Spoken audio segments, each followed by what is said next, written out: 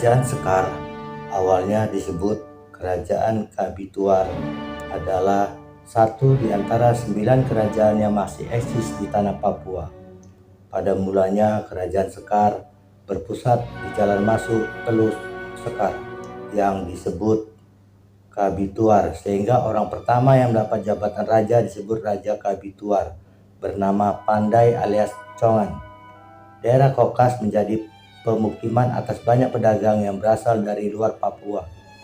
Pada kemudian hari pemukiman itu dinamakan Sekar. Sekitar tahun 1885, Raja Ati-Ati mengangkat seorang kepala daerah di Pik-Pik dengan tujuan untuk mendapatkan bantuan perang yang mengancam antara Rumbati di satu pihak dengan Ati-Ati dan Fatagar di pihak lainnya. Kepala daerah ini bernama Tatare dan mendapat gelar raja. Walau tidak diakui jabatan ini oleh pemerintah Belanda, baru setelah putranya Kawat diakui menjadi kepala Pik-Pik. Akan tetapi semua hubungan Ati-Ati dan Pik-Pik dihilangkan dan diletakkan di bawah kekuasaan Kerajaan Sekar.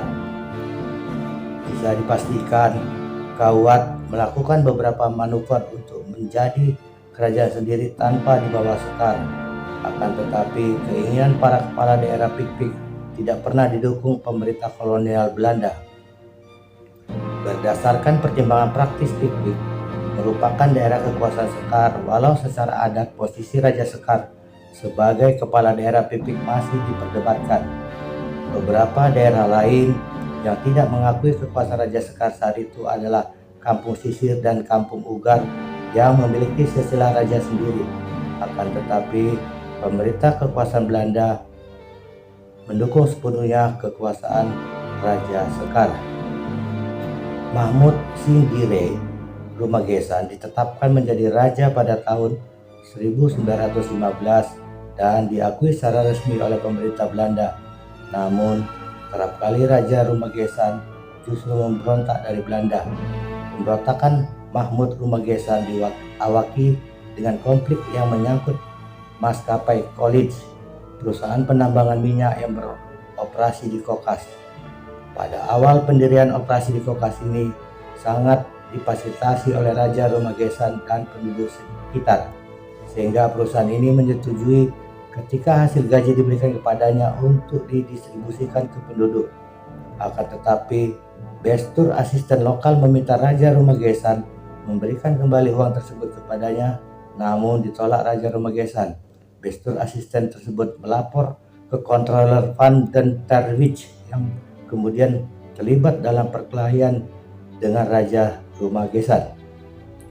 Setelah Raja Mahmud Singgire Rumagesan mangkat, pimpinan kerajaan diwariskan kepada putranya yang bernama Amir Sahdan Rumagesan. Tetapi setelah Amir meninggal terjadi konflik suksesi, sehingga Rustuti Rumagesan anak Singgire dari putri keturunan Goa menjadi pemimpin. Tetapi Rustuti menolak gelar raja dan mengambil jalan tengah bergelar Ratu Ketuhanan Tanah Rata Kokoda.